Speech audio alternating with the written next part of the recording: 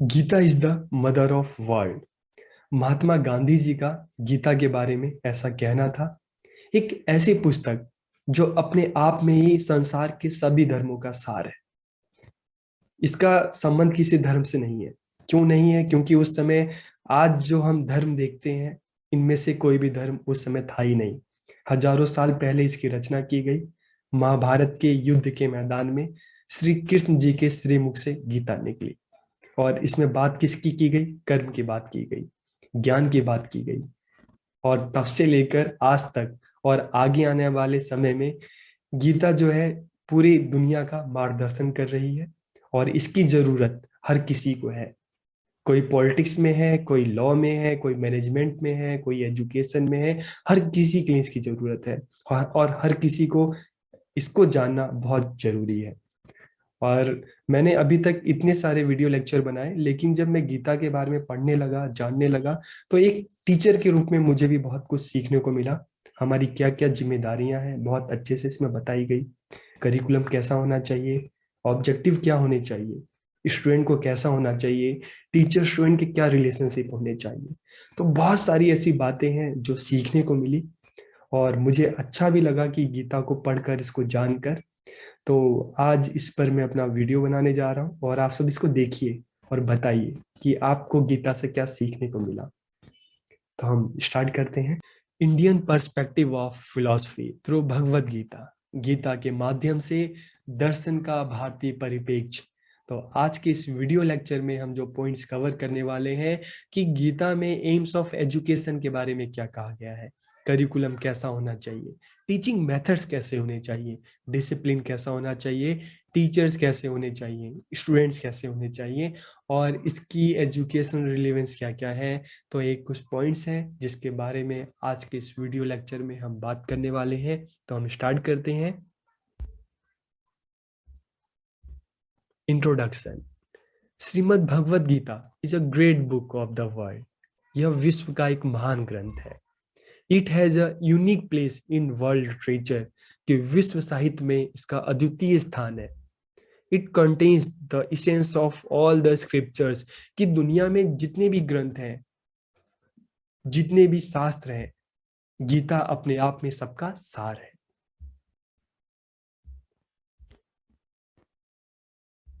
It is a part of Bhishma पर्व of Mahabharat. महर्षि वेद व्यास जी ने जो महाभारत लिखी, उसी का एक पार्ट है भीष्म पर्व। जब कुरुक्षेत्र के मैदान में पूरे भारतवर्ष से सेनाएं आ जाती हैं, और उसी युद्ध भूमि के बीच में श्री कृष्ण जी के श्रीमुख से गीता की रचना होती है। गीता में 700 श्लोक हैं, जिसमें श्री कृष्ण जी अर्जुन को माध्यम बनाकर संपूर्ण मानव जाति के कल्याण के लिए संदेश देते हैं। गीता में उपनिषद की बहुत ही इफेक्टिव और सिंपल तरीके से व्याख्या की गई है। Philosophical thoughts of Shrimad Bhagavad Gita. Gita में जितनी भी फिलोसफिकल प्रॉब्लम्स हैं, philosophy, religion, knowledge, duty, policy, devotion, justice, logic, Brahma, birth, rebirth, salvation, सबका ही आंसर इस दर्शन में हमें मिलता है। तो आपके भी मन में इस तरह की अगर समस्याएं हैं तो आप गीता को पढ़िए और आपको सॉल्यूशन जरूर मिलेगा। इसके अलावा गीता में आत्मा की व्याख्या की गई है, ब्रह्मा की व्याख्या की गई है, ब्रह्मा के रूपों की व्याख्या की गई है, कि हर इंसान में, हर प्राणी में ब्रह्मा का अंश है। लाइफ की व्याख्या की गई है, जगत की व्याख्या की गई है, परा प्रकृति और अपरा प्रकृति। तो इसको आप आसान शब्दों में समझ सकते हैं कि परा प्रकृति का मतलब है जो आत्मा की दुनिया है, ठीक है, स्पिरिचुअल वर्ड। और अपरा प्रकृति का मतलब है जो फिजिकल वर्ड है। साल्वेशन, मोक्ष की बात की गई है। पाथ टू सेल्फ नॉलेज और सेल्फ रियलाइजेशन। तो गीता में आत्मज्ञान या आत्म साक्षात्कार के 3 मार्ग बताए गए हैं। कर्म मार्ग या कर्म योग, ज्ञान मार्ग ज्ञान योग, भक्ति मार्ग भक्ति योग। तो इन मार्ग के द्वारा इंसान खुद को जान सकता है, इस दुनिया को जान सकता है, समझ सकता है। एजुकेशनल फिलॉसफी ऑफ गीता का, गीता का शिक्षा दर्शन क्या है? तो गीता में एजुकेशन को क्या कहा गया है? नॉलेज। कि शिक्षा का अर्थ ज्ञान से है। इसमें नॉलेज के 3 फॉर्म्स बताए गए हैं। तामसिक मतलब बुरा ज्ञान, बुरी नॉलेज। रासिक मतलब ऐसा ज्ञान, भोग विलास, राजसी ठाट बाट। और सात्विक का मतलब है कि एक अच्छा ज्ञान। तो इनमें, इन तीनों ज्ञानों में ओनली सात्विक knowledge has been called Brahma knowledge and education, कि सात्विक ज्ञान को ही ब्रह्म ज्ञान और शिक्षा कहा गया है। तो गीता में नॉलेज के 3 फॉर्म है। तामसिक बुरा, ठीक है, रास्तिक जो राजसी ठाट बाट भोग विलास ये सारी चीजें होती हैं, और सात्विक मतलब अच्छा ज्ञान। तो इसमें सात्विक को ही ब्रह्म ज्ञान और शिक्षा कहा गया है। The soul can be realize only through education, कि आत्मा जो है, हमें जो अनुभूति होती है, सेल्फ रियलाइजेशन होता है, वो किसके थ्रू होता है? वो एजुकेशन के थ्रू होता है। इसलिए शिक्षा अपने आप में बहुत जरूरी हो जाती है। Importance has been given to karma yoga, ज्ञान योग, भक्ति योग, की गीता में सबसे ज्यादा जो महत्व दिया गया है, कर्म, ज्ञान और भक्ति को महत्व दिया गया है। It is the sum of ज्ञान and Karma that constitute an effective education system, कि ज्ञान और कर्म का ही योग एक प्रभावशाली शिक्षा प्रणाली का निर्माण करता है, कि जहाँ पे बच्चों को एक अच्छा ज्ञान देना और उन ज्ञान का जो प्रयोग है बच्चा अपने कर्म में करे। Education is a life long process, कि शिक्षा जो है जीवन भर चलने वाली एक प्रक्रिया है। एम्स ऑफ एजुकेशन, अब एम्स ऑफ एजुकेशन को समझें तो अर्जुन के जो भी डाउट्स थे, जो भी प्रॉब्लम्स थी, तो उसका सॉल्यूशन जब कृष्ण जी ने अर्जुन को दिया गीता के माध्यम से, तो उसी से हम समझते हैं कि एम्स ऑफ एजुकेशन क्या है। इंस्पिरेशन ऑफ सेल्फ एक्शन, निष्काम कर्म की प्रेरणा, कि बिना कुछ सोचे बस अपने कर्म को करते जाओ। कंसंट्रेशन ऑफ माइंड, चित्र की एकाग्रता, की जो हम अपने माइंड को हमें कंट्रोल में रखना है। माइंड तो घूमता रहता है, हमारा चित्त इधर उधर मचलता रहता है, बहकता रहता है, लेकिन हमें एज अ स्टूडेंट उस पर कंट्रोल करके अपने टारगेट पे ध्यान देना है, लक्ष्य पे ध्यान देना है। डेवलपमेंट ऑफ गुड क्वालिटीज, सद्गुणों का, अच्छे गुणों का विकास। डेवलपमेंट ऑफ स्पिरिचुअल नॉलेज, आध्यात्मिक ज्ञान का विकास। पर्सनैलिटी डेवलपमेंट, व्यक्तित्व का विकास। Difference between personal and social goals, कि व्यक्तिक और सामाजिक उद्देश्यों में अंतर, कि जब अर्जुन महाभारत के में युद्ध के मैदान में जब वो इस कंफ्यूजन में हो गए कि उनका जो सोशल गोल्स है कि बुराई को खत्म करना, और जो पर्सनल जो है कि ये सारे मेरे नाथ रिश्तेदार हैं, तो अब मैं किसको चुनूं? पर्सनल अगर गोल की बात करूं तो मैं युद्ध नहीं करता हूं, लेकिन अगर मैं सोशल गोल की बात करता हूं तो मुझे अगर सत्य की स्थापना करनी है तो इनको खत्म करना होगा। तो उसमें कृष्ण जी ने अर्जुन को समाधान बताया था। तो difference between personal and social goal की बात की गई है। अटेनमेंट ऑफ साल्वेशन, मोक्ष की प्राप्ति, तो ये गीता के एम्स है, एम्स ऑफ एजुकेशन गीता के अनुसार। करिकुलम ऑफ एजुकेशन की शिक्षा की पाठचर्या कैसी होनी चाहिए? तो it should include both theoretical and practical content, कि सैद्धांतिक भी हो और व्यवहारिक भी हो। It should be according to humans intelligence, interest and nature and development sequence, कि ये मनुष्य की बुद्धि, रुचि, स्वभाव और विकास क्रम के अनुसार ही करिकुलम होना चाहिए। It should include both spiritual and social activities, जिसमें आध्यात्मिक और सामाजिक दोनों ही प्रकार की क्रियाओं को शामिल किया जाए, ताकि मनुष्य अंदर से भी मजबूत रहे, अंदर से भी शक्तिशाली रहे, और इससे अपनी जो सोशल एक्टिविटीज है, जो कर्म है, उसको अच्छे से कर सके। Evidence, doubt, illustration, theory, reasoning, judgment and purpose should be the basis for the formulation of curriculum, कि करिकुलम को जब भी बनाया जाए तो उसमें किन चीजों का ध्यान रखा जाए? प्रमाण, संशय, दृष्टांत, सिद्धांत, तर्क, निर्णय, प्रयोजन, इन सबको ध्यान में रखकर ही करिकुलम बनाना चाहिए। The curriculum in the Gita is divided 2 parts, पराविद्या एंड अपराविद्या, कि गीता में करिकुलम को 2 पार्ट्स में डिवाइड किया गया है, परा और अपरा। तो इसको भी समझ लेते हैं। पराविद्या, तो पराविद्या का मतलब ऐसी जो विद्या है जो आध्यात्म विज्ञान का अध्ययन है, study of spiritual science. It includes spirituality, philosophy, ब्रह्म ज्ञान एंड सेल्फ नॉलेज। और अपरा विद्या क्या है? जो इस मटेरियल क्रिएशन, जो फिजिकल वर्ल्ड है उसकी knowledge. Under this comes the knowledge of this material world. तो परा मतलब स्पिरिचुअल, एंड अगर अपरा की बात करते हैं तो फिजिकल वर्ल्ड की नॉलेज। टीचिंग मेथड्स कौन कौन से होने चाहिए? तो कृष्ण जी ने अर्जुन को जिन जिन तरीकों से बताया, संदेश दिया, तो हम उसको अगर ध्यान में रख के देखें तो गीता में जो टीचिंग मेथड्स जो हैं कौन कौन से हो सकते हैं? ज्ञान योग मेथड, ठीक है, ज्ञान योग, कर्म योग मेथड और भक्ति योग मेथड। तो आपको भी लग रहा होगा कि ये किस तरह के मेथड हैं। तो अब हम देखते हैं कि गीता में कृष्ण जी ने तीन ही बात की गई है, ज्ञान की बात की है, कर्म की बात की है और भक्ति की बात की है। तो ज्ञान किस तरह से मिल सकता है, तो उसके लिए भी तरीके बताए गए हैं। तो ज्ञान योग में कौन कौन से मेथड्स होंगे, कर्म में कौन से होंगे, भक्ति में कौन से मेथड्स होंगे, तो आप इसको देखिए। तो सबसे पहले अगर ज्ञान योग की बात करें, ज्ञान योग मेथड, तो इसमें कौन कौन से मेथड्स आते हैं? तो this methods imparts knowledge of truth to man.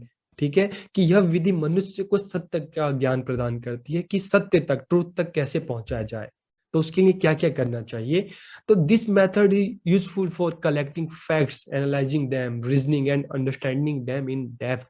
ठीक है, तो उसके लिए कौन कौन से तरीके बताए हैं ज्ञान प्राप्ति के? Question answer method, discussion method, reasoning method, analysis method, dialogue method, self reflection method, self study method. तो ये अलग अलग तरीके हैं जिसके माध्यम से हम ज्ञान प्राप्त कर सकते हैं, नॉलेज गेन कर सकते हैं। ठीक है, तो ज्ञान योग विधि में ये सारे मेथड्स आते हैं। फिर अगर हम बात करते हैं कर्म योग, कर्म का मतलब किससे है? एक्टिविटी से है, एक्ट से है। तो this methods motivates man to act Karma.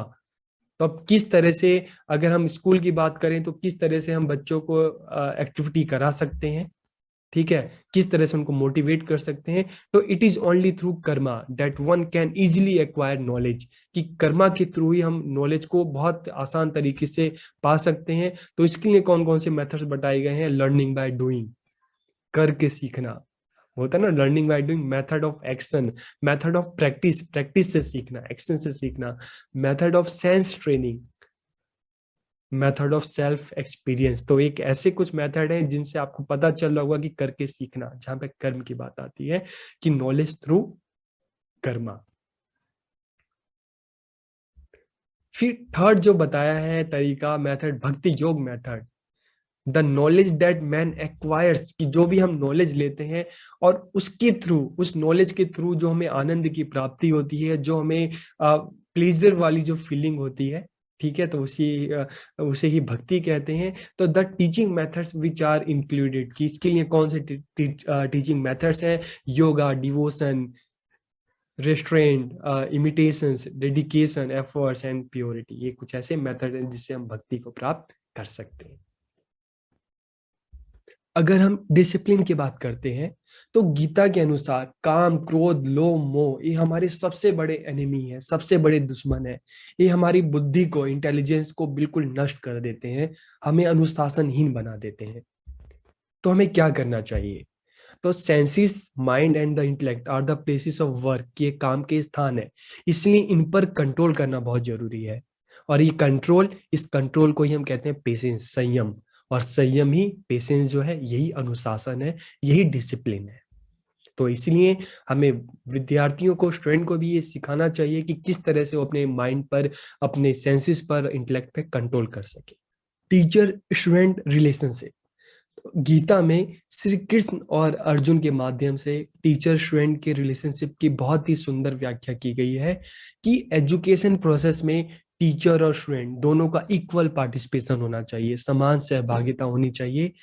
जिस तरह से श्री कृष्ण जी ने अर्जुन को अपना एक भक्त और एक सखा मानकर, एक फ्रेंड मानकर उनकी शंकाओं का समाधान किया, उनका आत्मविश्वास और उत्साह बढ़ाया और निष्काम कर्म की प्रेरणा देकर जीवन संघर्ष के लिए तैयार किया, उसी तरीके से एक टीचर को भी अपने स्टूडेंट को एक फ्रेंड मानकर उसकी शंकाओं का समाधान करना चाहिए, उसकी प्रॉब्लम्स का सॉल्यूशन देना चाहिए, उसका आत्मविश्वास बढ़ाना चाहिए, उत्साह बढ़ाना चाहिए और अंधकार से बाहर निकालकर उसको जीवन के संघर्ष के लिए तैयार करना चाहिए।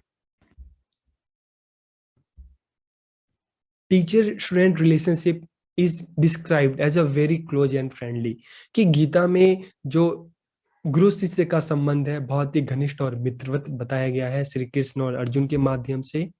तो the duty of teacher is to free his student from darkness and bring him on the path of knowledge, कि गुरु का काम क्या है, शिष्य को अज्ञानता से निकालकर ज्ञान के मार्ग पर ले जाना, जिस तरह से श्री कृष्ण ने किया। अब हम टीचर की बात करते हैं कि टीचर्स की क्या रिस्पॉन्सिबिलिटी होनी चाहिए, क्या जिम्मेदारी होनी चाहिए। Teacher should have complete knowledge of his subject, कि उसको अपने विषय का पूर्ण ज्ञान होना चाहिए। Teacher should be fully acquainted with the abilities, capabilities, nature of student, कि टीचर को अपने जो स्टूडेंट है उनकी योग्यताओं, क्षमताओं, प्रकृति और स्वभाव से पूर्ण रूप से परिचित होना चाहिए। Teacher should respect the personality of student, कि गुरु को अपने शिष्य के व्यक्तित्व का आदर करना चाहिए, सम्मान करना चाहिए।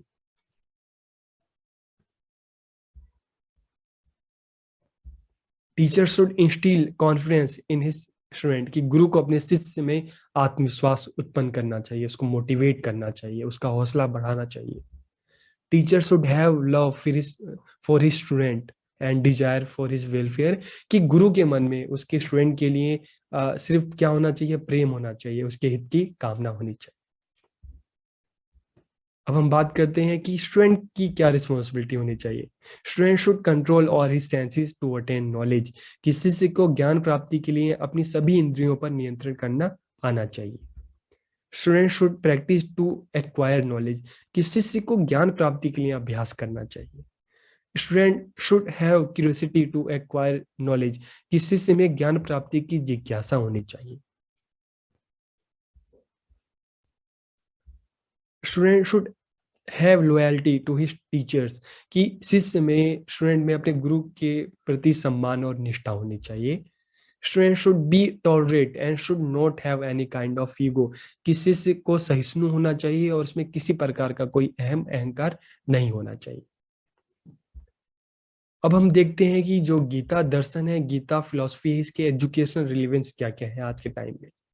The main purpose of Gita is karma yoga, कि गीता में जो सबसे ज्यादा ध्यान दिया गया है, जो सबसे बड़ी बात की गई है कर्म की, कि हमें निष्काम कर्म करते रहना चाहिए। फ्यूचर का सोचे बिना हमें सिर्फ अपने वर्तमान पर ध्यान देते हुए हमें सिर्फ कर्म करते रहना चाहिए। To provide education to the students according to their nature and interest, कि बच्चों को उनकी रुचि और स्वभाव के अनुसार शिक्षा देना चाहिए।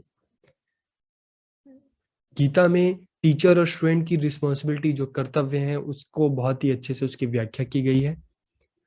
Control of the senses for knowledge, की ज्ञान के लिए इंद्रियों पर, सेंसेस पर कंट्रोल बहुत जरूरी है।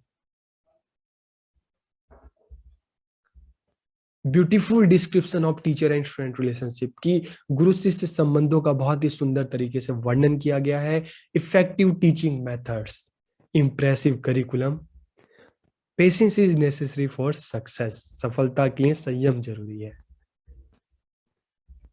Learning to avoid bad habits and laziness, की बुरी आदत और आलस से बचने की सीख। एविडेंस बेस्ड एजुकेशन, प्रमाण के आधार पर शिक्षा, जिस तरह से कृष्ण जी ने अर्जुन जी को हर चीज का प्रमाण दिया, अपने विशाल रूप को दिखाया, तो जिस तरह से उन्होंने प्रमाण के आधार पर अर्जुन की शंकाओं का समाधान किया, उसी तरीके से एक टीचर को भी एविडेंस बेस्ड एजुकेशन की, प्रमाण के आधार पर शिक्षा, बच्चों को शिक्षित किया जाना चाहिए। जो भी बच्चों को शिक्षा दी जाए प्रमाण के आधार पर दी जाए। Focus on holistic development of the student, की विद्यार्थी के समग्र विकास पर ध्यान दिया जाना चाहिए। तो आपको ये वीडियो कैसी लगी, आपको समझ में आई कि नहीं आई, आप कमेंट करके जरूर बताइएगा, मुझे बहुत अच्छा लगेगा, क्योंकि इसमें बहुत मेहनत लगी है बनाने में।